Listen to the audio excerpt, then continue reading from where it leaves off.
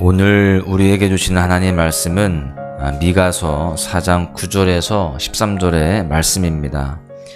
이제 내가 어찌하여 부르짖느냐? 너희 중에 왕이 없어졌고 내 모사가 죽었으므로 내가 해산하는 여인처럼 고통함이냐?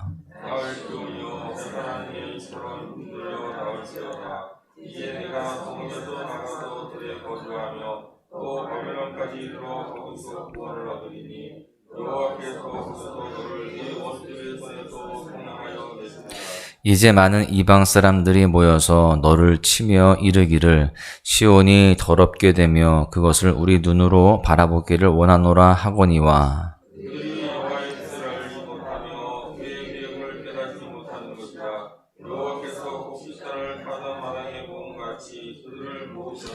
딸 시온이여 일어나서 칠지어다. 내가 내 뿔을 무쇠 같게 하며 내 굽을 놋 같게 하리니 내가 여러 백성을 쳐서 깨뜨릴 것이라. 내가 그들의 탈취물을 구별하여 여호와께 드리며 그들의 재물을 온 땅에 주께 돌리리라. 아멘.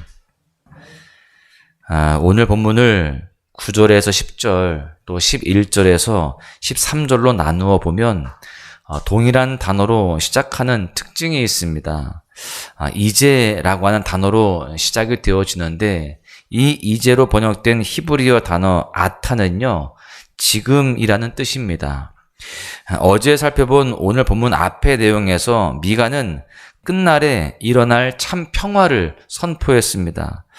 그래서 이어질 내용은 당연히 회복된 모습을 기대하게 되어지는데 1절과 6절의 영광스러운 그날과 오늘 본문의 9절과 10절의 지금이 완전히 대조를 이루고 있습니다. 9절을 보십시오. 너희 중에 왕이 없어졌고 내 모사가 죽었으므로 내가 해산하는 여인처럼 고통함이냐? 하나님의 백성들의 상황을 해산하는 여인의 고통으로 묘사하고 있습니다. 이어서 11절을 보시면 많은 이방 사람들이 모여서 너를 치며 이르기를 시온이 더럽게 되며 그것을 우리 눈으로 바라보기를 원하노라.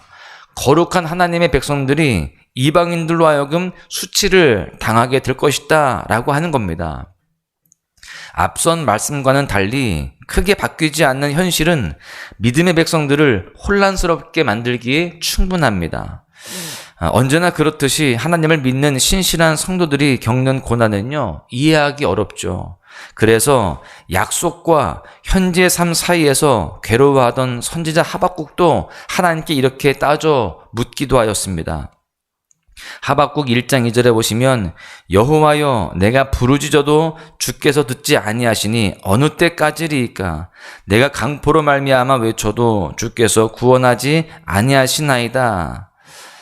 주님께 그렇게 묻고 또한 간구하고 부르짖는데도 주님께서 듣지 않는다는 겁니다. 구원하시지 않는다라고 하는 겁니다.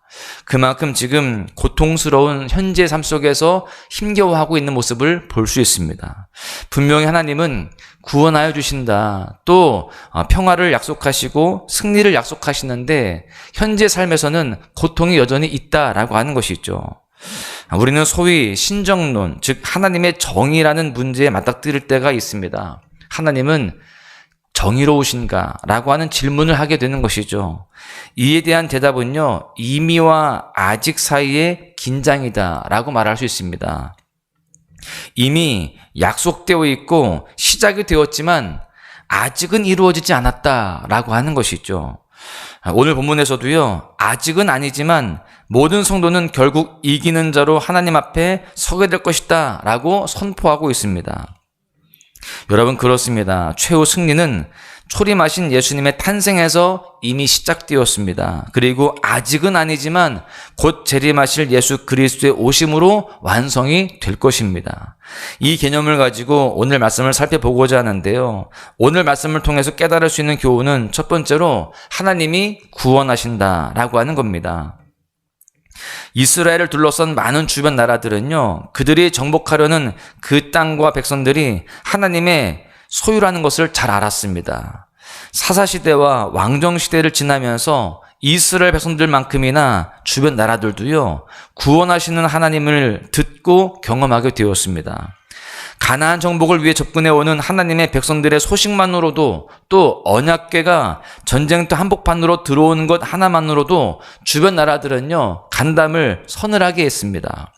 그런 열방이 더 이상 하나님을 두려워하지 않기 시작한 겁니다. 그전까지는 하나님을 두려워했거든요. 자신들이 믿지는 않았지만 자신들의 신보다 더 강하고 크신 하나님이다, 신이다라고 생각을 한 것입니다. 그런데 이제는 그렇게 여기지 않았습니다. 본문 9절에 보십시오. 너희 중에 왕이 없어졌고 내 모사가 죽었으므로, 이 내용은요, 아수르 왕 사네립이 유다의 견고한 성을 정복하고 히스기야와 하나님을 모욕하는 때를 생각나게 합니다. 북이스라엘이 아수르에 의해서 멸망당했을 때 그 당시 남유다의 왕은 히스기야였죠. 아수르가 북이스라엘을 정복하고 패권을 잡고 있는 상황에서 아수르는 이제 남유다를 괴롭히기 시작합니다. 아수르에 사신 랍사게가 유다 말로 크게 소리질러서 하나님을 모욕하죠. 열왕기하 18장 35절에 보시면 민족의 모든 신들 중에 누가 그의 땅을 내 손에서 건졌기에 여호와가 예루살렘을 내 손에서 건지겠느냐. 다른 모든 민족들의 신들도 자기의 손에서 그들의 민족을 구하지 못했는데 하나님이라고 해서 별 볼 일 있겠느냐라고 그렇게 모욕하는 것입니다. 그런데 이러한 랍사게의 말에 한마디도 대항하는 자가 없었습니다. 참으로 수치스러운 장면이죠. 마치 골리앗 앞에서 온 이스라엘 백성들이 벌벌 떨었던 그런 모습과 같습니다. 수치와 멸망에 직면한 유다 땅에 아무런 출구 전략이 없어 보입니다. 아수르의 왕 사네립의 위협 앞에 모두가 숨죽였고요. 유다 땅의 모욕의 말이 흘러나왔습니다. 너희 중에 왕이 없어졌고 내 모사가 죽었다. 여러분, 그렇다면 정말 위기를 돌파할 그러한 출구 전략은 없는 것일까요? 하나님은 자기의 백성을 향해서 이렇게 말씀하십니다. 본문 10절 상반절에 보시면 딸 시온이요 해산하는 여인처럼 힘들여 나을지어다. 쉽게 말해서 피하지 말고 직면하고 고통을 뛰어넘어서 이 이후의 열매를 바라보라 라고 하는 것입니다. 여러분, 잉태의 복은요, 분만의 고통을 통해서 비로소 해산의 기쁨을 누리게 됩니다. 그저 이 분만의 고통으로 끝나진 않습니다. 곧 시간이 지나면, 때가 되면 해산의 기쁨을 누리게 되는 것입니다. 열매가 있는 거예요. 이와 같이 징계와 고통을 감면받는 지름길을 찾지 말고 적극적으로 그 사건 속에 들어가서 구원하시는 하나님을 찾아야 되고 경험해야 되는 겁니다. 비록 오늘 말씀에서와 같이 들에 거주해야 하고 바벨론의 포로로 끌려가는 고통의 시간이 올지라도 주의 백성들은 끝까지 하나님을 믿어야 되는 것입니다. 하나님께서 거기에서 그 원수들의 손에서 속량하시고 구원하실 것을 믿고 더욱 하나님을 찾는 삶을 살아가야 된다라고 하는 것이죠. 우리도 우리의 삶의 현장에서 고통이 있고 고난이 있다 할지라도 하나님께서 구원하시고 회복시키실 것을 믿고 더욱더 하나님을 찾고 의지하는 삶을 살아가야 할 줄로 믿습니다. 곧 이제 해산의 기쁨을 누리게 될 줄로 믿습니다. 아름다운 열매가 있고 곧 승리하게 되어지는 그런 기쁨이 있게 된다라고 하는 것이죠. 그래서 두 번째 교훈은 이것입니다. 하나님이 승리케 하신다라고 하는 거예요. 사네립의 공격은 히스기야와 여호와 하나님을 모욕하는 것에서 그치지 않았습니다. 앞서 그는 북이스라엘을 정복한 이후에 혼합 종교와 통혼으로 거룩한 하나님의 백성을 더럽혔습니다. 아수르는 자기들이 정복한 나라들에게 혼혈 정책을 썼었죠. 그래서 그 민족의 정체성을 다 무너뜨렸습니다.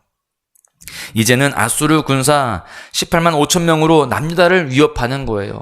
이 남유다도 정체성을 다 무너뜨리기 위해서 그렇게 하는 것입니다. 본문 11절은 이러한 상황을 잘 설명합니다. 이제 많은 이방 사람들이 모여서 너를 치며 이르기를 시온이 더럽게 되며 그것을 우리 눈으로 바라보기를 원하노라. 여러분, 그런데요, 그들이 착각한 것이 있었습니다. 하나님께서 자기 백성을 정결하게 하시고 구원하실 계획을 몰랐다는 겁니다. 그들은 그저 북이스라엘처럼 쉽게 다 정복하고 또 자기들의 뜻대로 다 그렇게 마음대로 되게 될 줄로 알았던 겁니다. 그러나 하나님의 계획과 하나님의 그 구원을 다 다 몰랐습니다. 12절에 보시면 그들이 여호와의 뜻을 알지 못하며 그의 계획을 깨닫지 못한 것이라.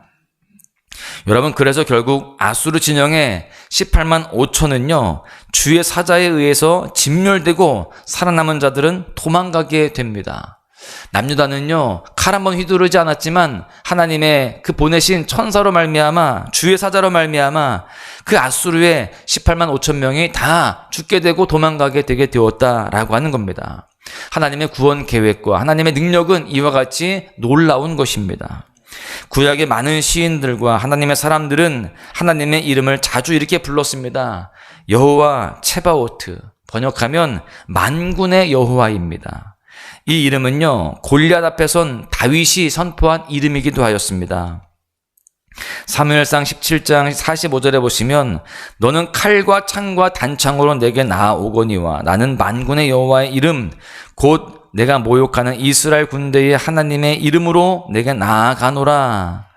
하나님께서 여러분 본문을 통해서 힘들어 나으라 라고 하는 말은 쉽게 말해서 힘들지, 그러나 지치지 말고 끝까지 계속해서 나아가. 내가 앞서 싸울 것이다. 이렇게 말하는 것이라고 할 수 있습니다. 이스라엘 백성들은 자기의 죄로 인한 징계로 들에 거주하게 되고 바벨론에 끌려가게 될 것입니다. 그러나 자비로우신 하늘 아버지께서는, 만군의 여호와께서는 그 징계조차 하나님의 영광을 이루는 도구로 사용하신다라고 하는 겁니다. 하나님은 우리가 이미와 아직 사이에서 견디기 힘든 시간을 통과한다 할지라도 반드시 승리한다라고 말씀하고 있습니다. 13절에 보시면 딸 시온이여 일어나서 칠지어다. 내가 내 뿔을 무쇠 같게 하며 내 굽을 놋 같게 하리니 내가 여러 백성을 쳐서 깨뜨릴 것이라. 내가 그들의 탈취물을 구별하여 여호와께 드리며 그들의 재물을 온 땅에 주께 돌리리라. 우리의 삶이 여전히 고통스럽고 힘겨울지라도 이미와 아직 사이에서 힘든 시간을 통과하고 있다 할지라도 결국은 우리에게 승리를 허락하실 줄로 믿습니다. 우리 모두의 삶에 하나님의 은혜가 있어서 그렇게 승리를 노래하는 복된 날이 곧 오게 될 줄로 믿습니다. 말씀을 정리하는데요. 우리는 오늘 본문을 통해서 이미와 아직 사이에 살아가는 성도가 누릴 수 있는 두 가지 축복에 대해서 살펴보았습니다. 구원의 기쁨을 누리고 원수를 이겨서 끝내 승리한다라고 하는 사실이죠. 그러나 한 가지를 반드시 기억해야 됩니다. 이 은혜는요 절대로 나로부터 시작되지는 않는다라고 하는 겁니다. 사네립의 군대 18만 5천 명의 군대로부터 구원받은 것은 전적인 하나님의 은혜였습니다. 이러한 승리를 누리기 위해서 반드시 해야 할 일이 있습니다. 열왕기하 19장 20절에 보시면 아모스의 아들 이사야가 히스기야에게 보내 이르되 이스라엘 하나님 여호와의 말씀이 내가 아수르 왕 사네립 때문에 내게 기도하는 것을 내가 들었노라. 여러분, 지금 히스기야는요 그러한 위기 가운데에 아직 이루어지지 않은 그러한 구원 가운데에 힘겹지만 그때에 기도함으로 주님 앞에 나아갔다는 겁니다. 부르짖음으로 나아갔다는 거예요. 힘겨운 현실 속에 그저 두려워하고 주저앉아 있는 것이 아니라 기도함으로 주님을 붙잡았다라는 것이죠. 여러분, 기도는 이미와 아직 사이의 괴리와 공백을 채우는 은혜로운 활동인 줄로 믿습니다. 사랑하는 소망가족 여러분, 혹시 힘겨운 일들로 여전히 어려우십니까? 우리에게는 기도할 권리가 있는 겁니다. 예수 그리스도의 보혈로 구원받아서 하나님의 자녀가 되었기 때문이죠. 오늘 힘든 시간을 통과하는 우리 모두는 기억해야 됩니다. 성자 예수님의 오심은 최후 승리를 위한 시작이며 이미와 아직 사이에서 소망의 이유가 된다라고 하는 것입니다. 사도 바울은 이 완벽한 승리를 깨닫고 다음과 같이 확신하며 선포했습니다. 로마서 8장 37절에서 39절에 보시면 그러나 이 모든 일에 우리를 사랑하시는 이로 말미암아 우리가 넉넉히 이기느니라. 내가 확신하노니 사망이나 생명이나 천사들이나 권세자들이나 현재 일어날 일이나 장래일이나 능력이나 높음이나 깊음이나 다른 어떤 피조물이라도 우리를 우리 주 그리스도 예수 안에 있는 하나님의 사랑에서 끊을 수 없으리라. 하나님의 사랑에서 그 어떤 것도 끊을 수 없음을 기억하고, 또한 예수 그리스도로 말미암아 넉넉히 이김을 기억하고 그 사랑의 주님께 더욱더 기도하며 승리를 꿈꾸는 우리 모두가 되어야 할 줄로 믿습니다. 성탄을 앞두고 또한 준비하고 있는 오늘 하루도요, 최후 승리를 위한 시작이 예수 그리스도의 오심임을 선포하면서 믿음의 삶을 잘 살아내는 은혜의 날 되시기를 주님의 이름으로 간절히 축원합니다. 아직